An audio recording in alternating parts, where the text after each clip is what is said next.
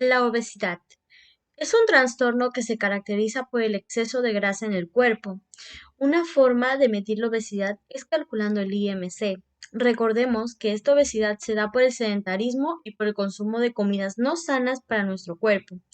Para entender mejor de lo que se trata, realizaremos preguntas a especialistas de la salud. Buenas noches, doctor. Buenas noches, soy el doctor Víctor Ureta, médico cirujano. Bien, vamos a comenzar con las preguntas. La primera pregunta dice, ¿conoce usted acerca de la obesidad?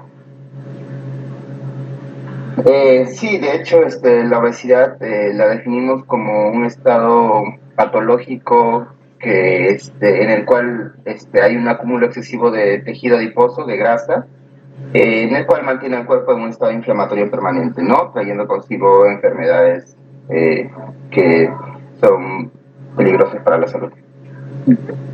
La segunda pregunta dice, ¿la obesidad puede causar enfermedades? ¿De qué tipo? Bueno, de hecho, como ya les mencionaba, el estado inflamatorio en el cual se encuentra el cuerpo nos lleva a secretar hormonas inflamatorias como interleuquinas, citocinas, el cual suelen causar distintas patologías en los niveles en donde suele estar afectado. Por ejemplo, al nivel del páncreas nos llevaría a un exceso de secreción de insulina, lo cual podría provocar o provoca al final una resistencia a la insulina con las células, dándonos más adelante lo que es la diabetes tipo 2, ¿no? Por ejemplo. La tercera pregunta dice, ¿el sedentarismo nos podría llevar a la muerte? Bueno, el sedentarismo es un factor de riesgo principal que está presente en distintas enfermedades que pueden llevar consigo a la muerte, ya sea la diabetes, está también relacionada con hipertensión arterial, está relacionada con accidentes cerebrovasculares, infartos, ¿no? Todas están relacionadas con el sedentarismo, ¿no? Que es un factor importante para llevar a la muerte en ese tipo de casos. Buenas noches, yo soy la doctora Rosita Díaz, médico cirujana, y estoy aquí para poder ayudar y resolver las preguntas que usted tiene.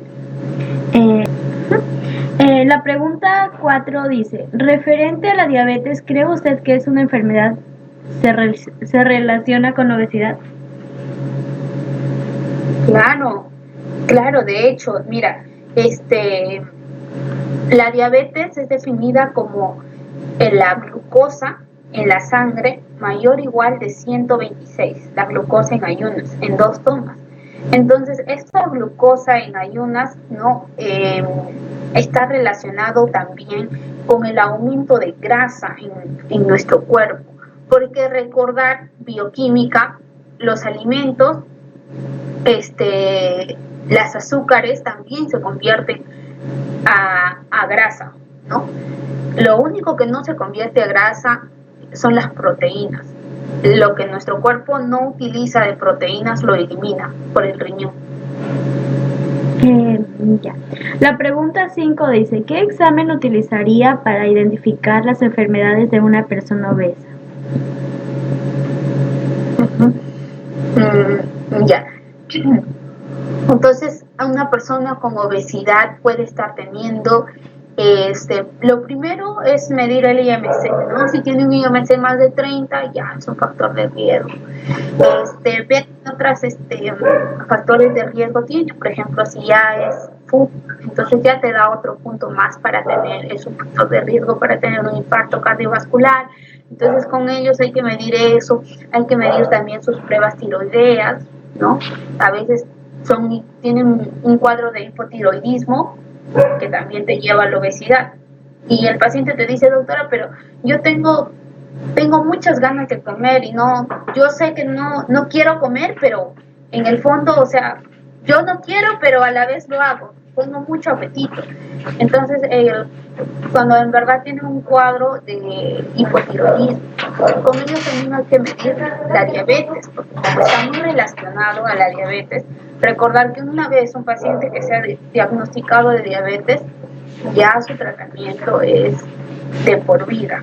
No es que ya de ahí vuelvo a ser sano. Me han llegado pacientes que tienen la glucosa normal, vuelven a tener glucosa normal y ya no continúan con el tratamiento. Y luego regresan ya por emergencia, a veces con una cetoacidosis diabética, ¿no? O un estado hiperosmolar.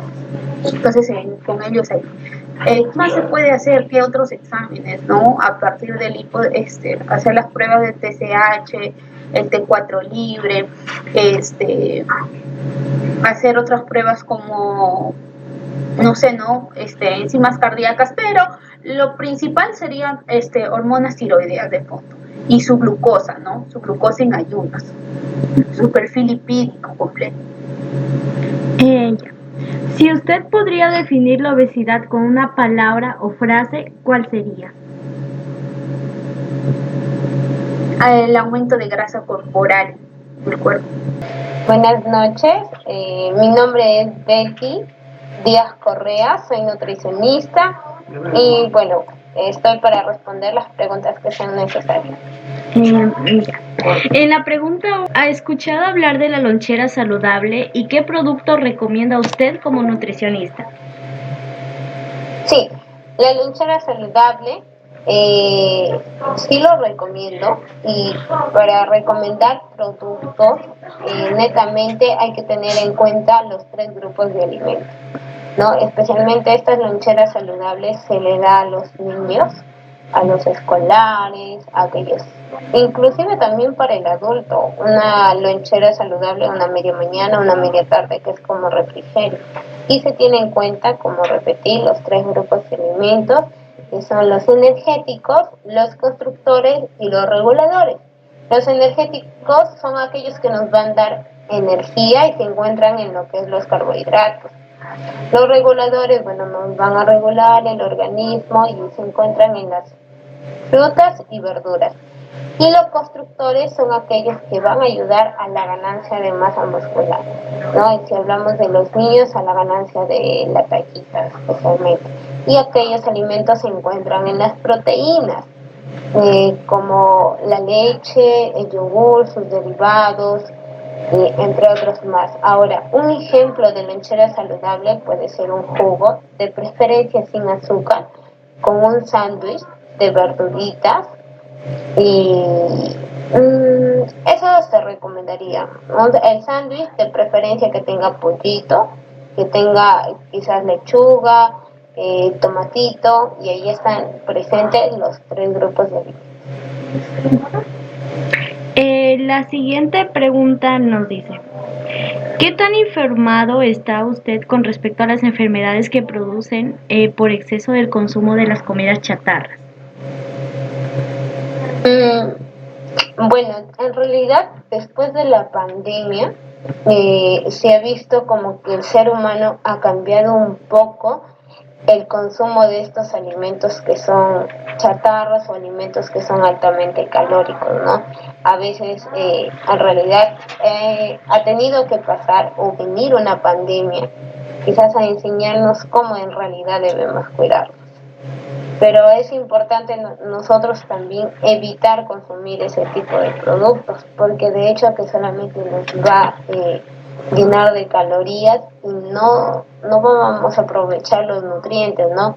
Es preferible consumir alimentos frescos, alimentos de la zona donde nos encontremos, y eso nos va a aportar lo que nuestro cuerpo necesita. Y la siguiente pregunta nos dice, ¿usted como profesional cree que los problemas cardíacos son debido a la obesidad? Sí, está ligada estrechamente la obesidad con la hipertensión arterial. Bueno, la hipertensión o los problemas cardíacos que suelen darse son también, requieren también de otros factores de riesgo, pero la obesidad está estrechamente relacionada con ellos.